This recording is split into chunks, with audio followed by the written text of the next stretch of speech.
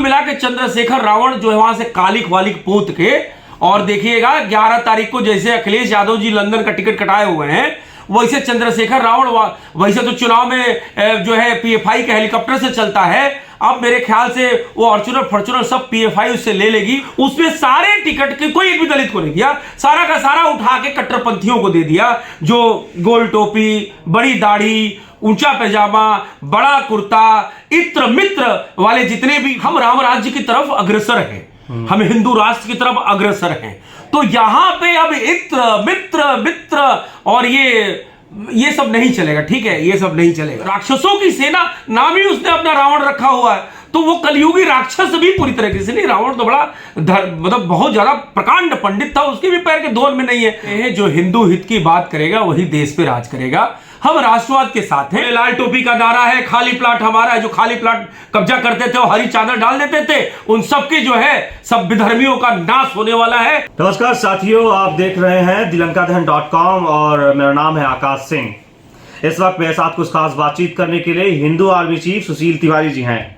सुशील जी, चंद्रशेखर रावण गोरखपुर जाते हैं चुनाव लड़ने और चुनौती देते हैं वहां पे उत्तर प्रदेश के मुख्यमंत्री योगी आदित्यनाथ को। स्थिति ठीक रही नहीं, मुंह की खानी पड़ गई उन्हें गोरखपुर में, क्या कहेंगे? अरे पहले हिंदू आर्मी से तो निपट ले, वो कहां योगी आदित्यनाथ के लायक है? वो योगी आदित्यनाथ के सामने खड़ा होने लायक नहीं है, योगी आदित्यनाथ के पैर के धोवन में नहीं है। ये हम लोग की भाषा है पूर्वांचली, पैर के धोवन में नहीं है वो। अब उसकी समस्या क्या है, वहां से उसकी जमानत जब्त हो गई है। अब कोई भी जो भीम आर्मी और पीएफआई के जितने भी ये एजेंट हैं यहाँ के हिंदू आर्मी को बताएं कि कितना वोट मिला है। अगर जमानत जब्त ना हो तो मुझे बताइएगा। पहली बात देखिए, एक तरफ दानव है, एक तरफ देव है। देव हम कहते हैं योगी आदित्यनाथ को, ठीक, और दानव चारों तरफ से घेरे हुए थे। समाजवादी पार्टी ने भी वहां ब्राह्मण चेहरा उतारा, पीएफआई ने इसको भेज दिया चंद्रशेखर रावण को, बोला और कोई काम तो हो नहीं रहा है, नाम ही कमा लो योगी जी के अगेंस्ट खड़ा होके, कम से कम टीवी में तो आओगे। वैसे तो तुम्हारी कोई पूछ है नहीं, हमारे 100 करोड़ की तो मां बहन तुमने कर ही दिया है।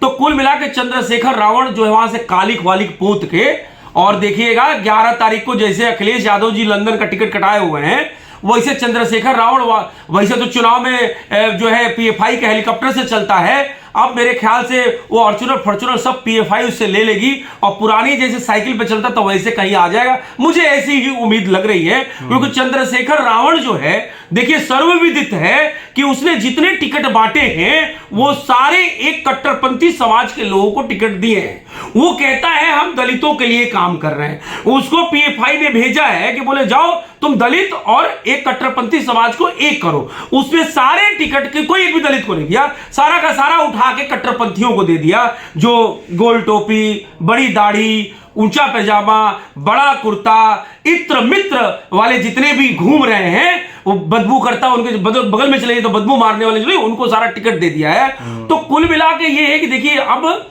ये हम राम राज्य की तरफ अग्रसर हैं, हम हिंदू राष्ट्र की तरफ अग्रसर हैं। तो यहां पे अब इत्र मित्र मित्र और ये सब नहीं चलेगा, ठीक है, ये सब नहीं चलेगा। क्या क्या सोच के गए होंगे चंद्रशेखर रावण? दलितों के मसीहा अपने आप को बताते हैं। चंद्रशेखर रावण नौकर है, देखिए नौकरी करता है वो पीएफआई की, पॉपुलर फ्रंट ऑफ इंडिया, जो पाकिस्तान से स्वचालित है। तो वो जो है पॉपुलर फ्रंट ऑफ इंडिया जो पाकिस्तान से चलती है, पाकिस्तान के फंडिंग पे चलती है, जो तमाम तरीके के देश में विधर्मी गतिविधियां, राष्ट्रद्रोही गतिविधियां करती रहती है। और कुछ संविधान के तहत उसको अभी पूरी तरीके से जो है बैन नहीं किया जा सका है। तो उसमें ये नौकरी करता है। नौकरी में इसको ये होगा कि भाई 100 करोड़ तुमको इंस्टॉलमेंट में मिले। ये मैं नहीं, भारत की संस्था ईडी कहती है। तो जो 100 करोड़ इसको 30, 40, 50 करोड़ मिला होगा, चुनाव में 10-5 करोड़ चुनाव लड़ने के लिए मिला होगा। जो भीड़ चलती है सारे पेड लोग हैं, कोई इसके एक भी अपने कार्यकर्ता नहीं है, सारे के सारे पेड हैं। गाड़ियां सारी पेड हैं, गाड़ियां सारी पीएफआई से फंड से खरीदी हुई गाड़ियां हैं। तो कुल मिलाकर चंद्रशेखर रावण की नैया तो देखिए डूब गई। मतलब विधानसभा का सपना देख रहा था, प्रधानी भी नहीं जीत पाता। तो प्रॉब्लम है उसको पहले प्रधानी जीतना चाहिए था अपने गांव से। हिंदू था वो, अब तो उसने अपना चेंज कर लिया है, मजहब कट्टरपंथ बन गया है, तो कट्टरपंथी बन गया है और अब तो नौकरी करने लगा है पाकिस्तान की पीएफआई की, तो वो अब थोड़ी नहीं, उसको प्रधानी पहले लड़ना चाहिए था, पहले वार्ड का लड़ना चाहिए था। कहां वो विधायक बन जाएगा, कहां आप भी बात करें। ये सब जब राक्षसों की सेना नाम ही उसने अपना रावण रखा हुआ है, तो वो कलयुगी राक्षस भी पूरी तरीके से नहीं। रावण तो बड़ा मतलब बहुत ज्यादा प्रकांड पंडित था, उसके भी पैर के धोल में नहीं है। और योगी जी के सामने क्या बात करते हैं। निश्चित तौर पे भीम आर्मी ने एक आरोप भी लगाया आपको लेके, एक बयान आता है कि सुशील तिवारी जो है वो भाजपा के एजेंट हैं, भाजपा के इशारों पे बयान देते रहते हैं और भड़काते रहते हैं जो है लोगों को। नहीं, देखिए हम तो ये कहते हैं जो हिंदू हित की बात करेगा वही देश पे राज करेगा। हम राष्ट्रवाद के साथ हैं, हमें लगता है और हमें प्रतीत होता है आज से नहीं, आज 20-25 वर्षों से, क्योंकि हमारी हिंदू आर्मी माननीय योगी आदित्यनाथ जी के प्रेरणा से चलती है, तो हमें प्रतीत होता है कि योगी आदित्यनाथ जैसा प्रखर आवाज में हिंदुत्व की बात करने वाला कोई भी अभी तक पैदा नहीं हुआ है। अगर एक केंद्र में मोदी जी हैं और प्रदेश में योगी जी हैं, तो मैं समझता हूं। चंद्रशेखर रावण का कहना है, मैं दलितों की बात उठा रहा हूं, मैं दलितों तक जा रहा हूं, दलित मुझे मान रहे हैं। ये बात हिंदू आर्मी चीफ सुशील तिवारी को पच नहीं रही है। कौन सा दलित जाके नमाज पढ़ता है भाई? कौन सा दलित नमाज पढ़ता है? दलित हमारा हिंदू भाई है, वाल्मीकि समाज है, वो हमारा अभिन्न अंग है। आज की राजनीतिक परिक्षेत्र ने जरूर हल्का फुल्का अलग कर दिया, लेकिन देखिए प्रचंड बहुमत से जो है, चाहे एससी हो, एसटी हो, ओबीसी हो, सबने जो है योगी जी को जिताया। और आज फिर और एक राज्य में नहीं, मणिपुर, उत्तराखंड, आपका गोवा और आपका उत्तर प्रदेश में प्रचंड बहुमत। तो ये सब बांटने की राजनीति, देखिए अब लोग समझ गए हैं। अब उनको कोरोना काल के अंदर राशन समय से मिल रहा है, उनको घर मिल रहा है, उनको स्वच्छता मिल रही है, उनको शौचालय मिल रहे हैं। उनको ये पता है कि 500 रुपए का भगवा ड्रेस पहनने वाला व्यक्ति हमारे लिए ही करेगा, वो अपने लिए चौनी नहीं रखने वाला है। वो मठ का महंत है, आज वो प्रदेश में है, कल भारत का भाग्य विधाता, भारत का भविष्य बनेगा। तो इस वजह से सारे लोग एकत्र होकर योगी जी को जिता दिए। और देखिए योगी जी फिर से मुख्यमंत्री बनने जा रहे हैं और फिर से भगवा लहरने जा रहा है, हमारी धर्म और संस्कृति की रक्षा होने जा रही है। और मैं समझता हूं कि इस कार्यकाल में जो अधूरे काम है, चाहे जनसंख्या नियंत्रण हो और चाहे तमाम जो जमीनों पे कब्जा हो रहे थे, बोले लाल टोपी का नारा है, खाली प्लाट हमारा है, जो खाली प्लाट कब्जा करते थे और हरी चादर डाल देते थे, उन सबके जो है सब विधर्मियों का नाश होने वाला है। और जो है आप बुलडोजर की कहानी तो जानते ही हैं। तो कुल मिला के चंद्रशेखर रावण वहां से काला मुंह करके, और पता नहीं किस ट्रेन से आएगा, क्योंकि पीएफआई अब उसको गाड़ी तो शायद नहीं देगी। क्या लगता है पीएफआई फंडिंग बंद कर सकती है क्या?